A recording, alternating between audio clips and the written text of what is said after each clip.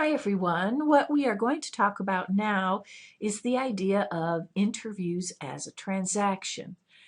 And what we mean by that is that it is not the an interview is not the process of I ask you a question, you respond, I ask you another question, you respond. It's not a series of arrows going back and forth.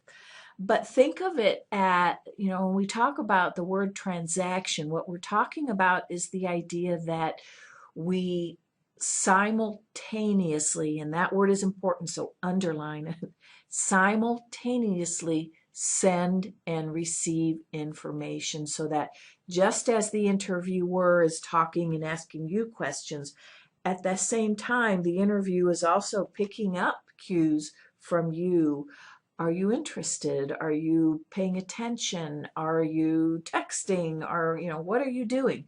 How are you sitting? All those types of things. So both parties simultaneously send and receive information.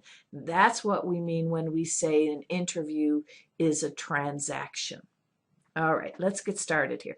The first thing we have is the idea of face-to-face. And what we mean by that is not only literally face-to-face or knee-to-knee, but even through webcams or even through what we're going to do here in this class, you will still be able to see the other person's face and get feedback that way. In a few weeks, we're going to be doing interviews where you will be interviewing and be interviewed by someone else in this class. So on your computer screen, you will see yourself, you will see the other person you are going to be interviewing, and then I'll be somewhere down in the corner because I'll be watching this as it transpires. So, we've got those kind of interviews. We've got phone interviews. We've got, webcam, video phones. So we've got lots of different contexts for interviews with hopefully visual, because visual adds so much more to it as opposed to just email interviews. All right, so we can look at face-to-face. We also have here the idea of two parties. And what we mean by that is that there's a party that has the traditional role of interviewer, the party that's asking the questions, and then we have another party that is in the traditional role of the interviewee, or the person who's answering the questions. So each party, you notice I'm not using the word person, because you can have multiple people on both sides.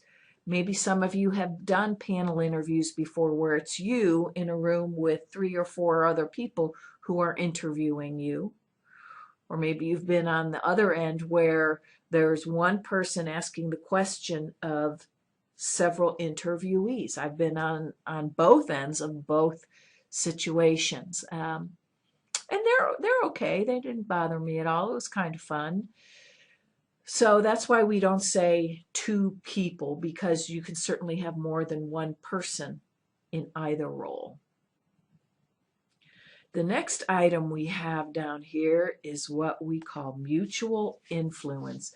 And this gets back to the idea of the transaction, where both parties mutually influence each other, so that say person's asking you a question and your response then will influence the next question that's asked, or how the next question is asked, or what the next topic would be, as well as how the question is asked of you will influence how you respond. Maybe you see you're not making a very good impression, so you bump it up a little bit and sit up a little straighter and become a little more animated and a little more direct with your responses.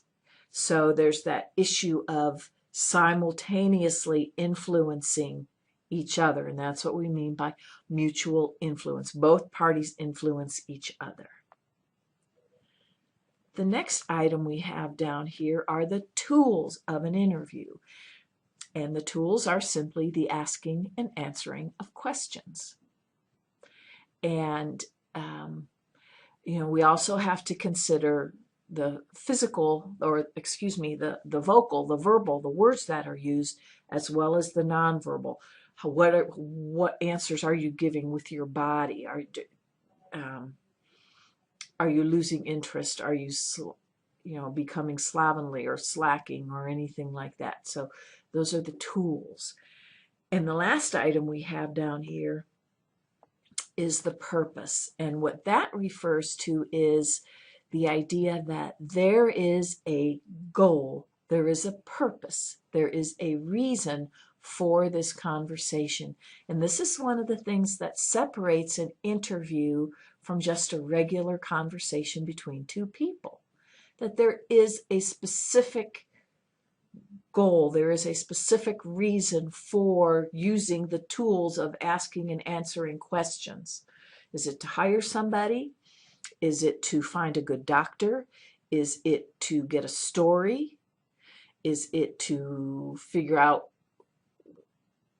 if this person would be a good babysitter, or whatever the case may be?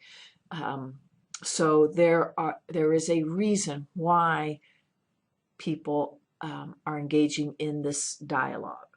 And I did want to share something with you. I don't know how well you can see that, but this is from April 2013. And I thought it was interesting. The headline says, HR finds millennials hold low professional IQ.